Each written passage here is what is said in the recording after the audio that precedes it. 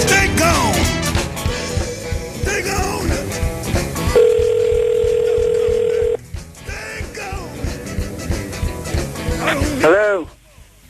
Hi, this is Bertwin. Can you hear me? Hey, Bertwin. Okay, this is Sonny. Okay, I hope this will work because the line is not so good. Well, it's nice to talk to you. Yeah, good talking to you too. Finally. Yeah, finally. Seemed like I know you for years. Well, we mailed a lot. Yes. Also, yes. also with Rhonda. Exactly. With the other mail address. Yeah, with Rhonda, you know. Yeah. And she's such a great person. Yeah. Well, first of all, can you tell me something about your growing up? Because I read your mother was a gospel singer, and your father was. My mom was a gospel singer, and her sister, they were singers together, you know, and they were gospel singers. And my dad was a dancer back in Waterville days. Huh. And he was a tap dancer, is that right? Yeah, he was what you call back in the day in the South over here. They call it kind of buck dancing, or you know, like Bill Robertson and those kind of Bojingles, those kind of guys. But my dad was dancing a place that they call a venue that they call Vaudeville. Yeah. And Vaudeville was a venue that traveled all over the country, and they would have different acts. And, you know, and people would entertain all over the different places. So that's what my dad did. And my mom, like I said, she was a gospel singer along with her sister. And I kind of grew up in the house with with a lot of music. Yeah. And being around a lot of music. And I just seemed like always, ever since I can remember, seemed like music was always in my head. It was always close around. Yeah. And you never wanted to be in the church or work as a tap dancer? No, I always wanted to be a singer because it seemed like it came so natural to me.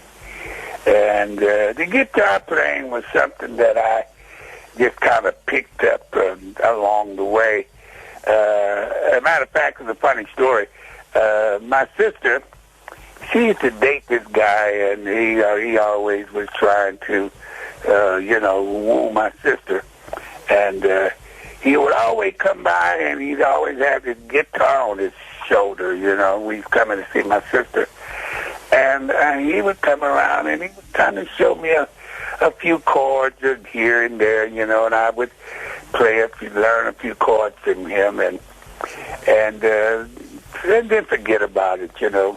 Then maybe a year or two later, I would pick it up again. So that's the way I really became interested in the guitar. And coming from such a, kind of poor environment, I really didn't have any money to get a guitar, you know, so I kind of played anything that had strings on it. I think I had a banjo one time, and I had an old ukulele one time, so anything that I could play, you know, and kind of get sound out of, that's what I did up until my late teenage years, and then I started to kind of play around, you know, with the gospel groups and use their guitar, you know. Mm-hmm. And can you tell me something about your first gospel group? First gospel group that I came up Bertwin was, this lady was one of the great great gospel legends. Her name was Willie Mae Ford Smith. She was a protege of Mahalia Jackson. Mm. And she gave me, and her daughter pretty much kind of took me under her wing, and we had a little group called the Willie Mae Ford Smith Specials. And they kind of gave me, and Jackie gave me just about pretty much most of the formal kind of training that I got. That's what I got it there in that particular gospel group. And I went from there as a teenager, you know, to singing with the older men who were gospel singers, you know, and I went on to, and I never got, this guy told me, he said, they called me Pee-wee out the little guys. I don't think we want to sing with the little kid, you know. We don't know, I was only 14. And they gave me a tryout. And after that, man, it was history, you know. Man said, this kid is too good. We got to let him sing, you know. And what was I went on with them, you know, with the men, you know, in the gospel. And that to the R&B. Was it frightening for you? Or stage fright? Yeah, kind of, you know, it was kind of, you know, for me it was really big, you know, to sing with all these, you know, grown men who were really well-known guys, you know. And like I said, I stayed with those guys, who they was called, that was the first, what we called a quartet.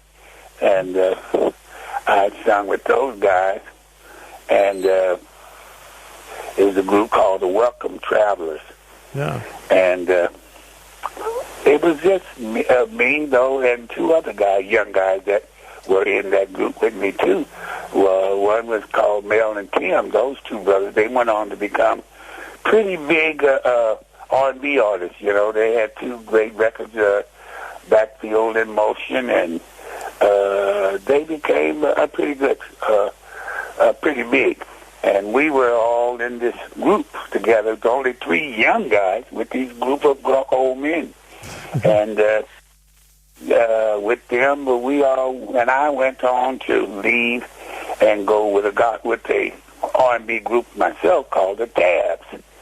And we went on to record on BJ Records back in the day with, you know, the great groups like the Spaniels and the Flamingos and Curtis Mayfield and the Four Seasons and so you met all those people. All those people was on this record company called BJ Records, which was one of the old black labels. Yeah. Back in the 50s and 60s, they were, you know, wasn't two groups. That was two record companies. That was BJ and Motown and Scepter and One. These were the major three records companies. And I got a chance to, you know, interact with all those people. Dionne Warwick, the Shirelles. All of us were on this, you know, was tied up with the same management company, with different labels, but same management group. That's great. And that's why I cut my teeth, you know, with all those people, you know, James Brown. I toured with James Brown, and it was so many. Gene Chandler, all these great people.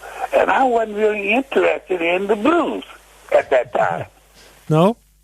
No, I wasn't interested in it. I was singing R&B, you know, and I just was, that's where I was into the groups, the doo-wop, you know, that kind of thing. Yeah. And never was interested in the blues.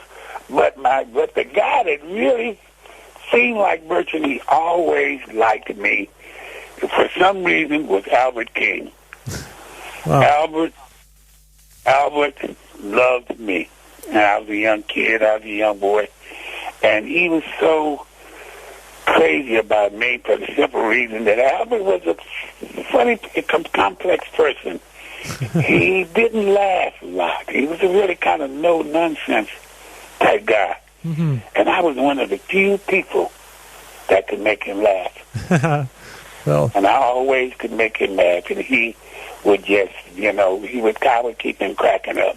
Well, that makes you proud, I think. Yeah. And he took me under his wing and took me into his band as a rhythm guitar player. So, well, I wanna ask you, before we go further, shall we listen to a song of your CD? Well, sure. a little part of it. I would love to. Then we talk after that more. I would love it. It's a song, Text Me Before You Sex Me. Yeah. Okay, yeah, we listen to it. Okay.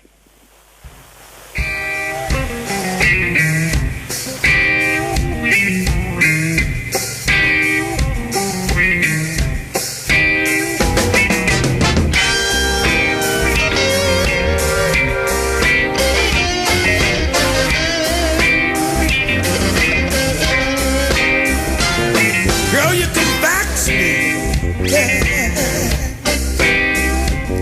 Then you can ask me, well, if it's kosher, yeah, for you to come over, because you've been blocking, don't you know? When you come knocking, don't come bumping me anytime. I could have company.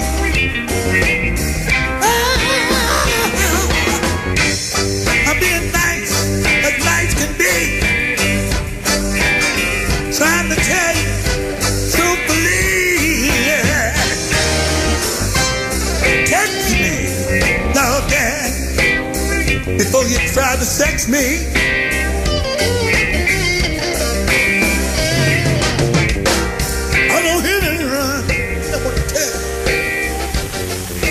So, hi Sonny, are you there still? Yeah, I'm here. Well, you listen to it? Yeah, I heard the record. I'm talking to the Netherlands. Yeah, I heard that. That was one of my favorites. Yeah, text me before you sex me. Can you tell me more about it? Yeah, well, you know, it would seem like it's got so, things have got so high tech now, Bertwin, you know, and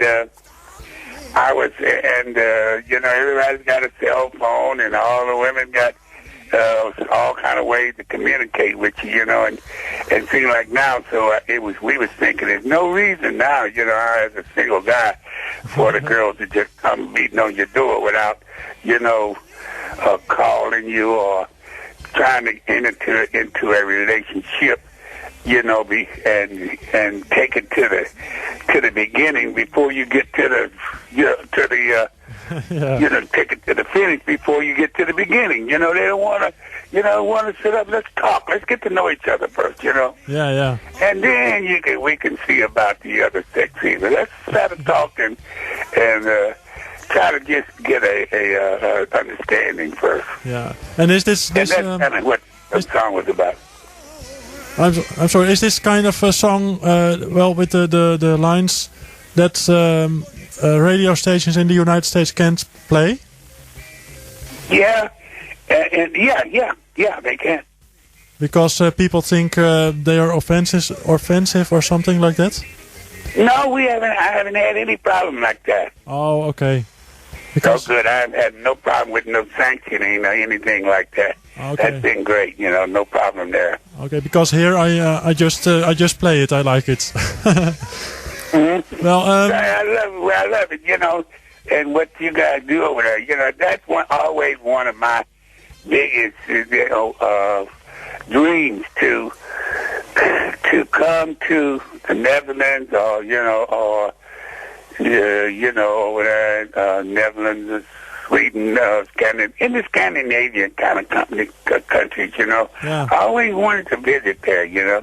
Yeah. And that's one of my biggest dreams, to come to that country over there and play. Yeah, that would be great. Yeah. Yes, that's my biggest dream. We're really looking now, trying to get into some promoters or something over there where we can make that a kind of dream kind of come true. Yeah, I hope to meet you sometime here in the studio.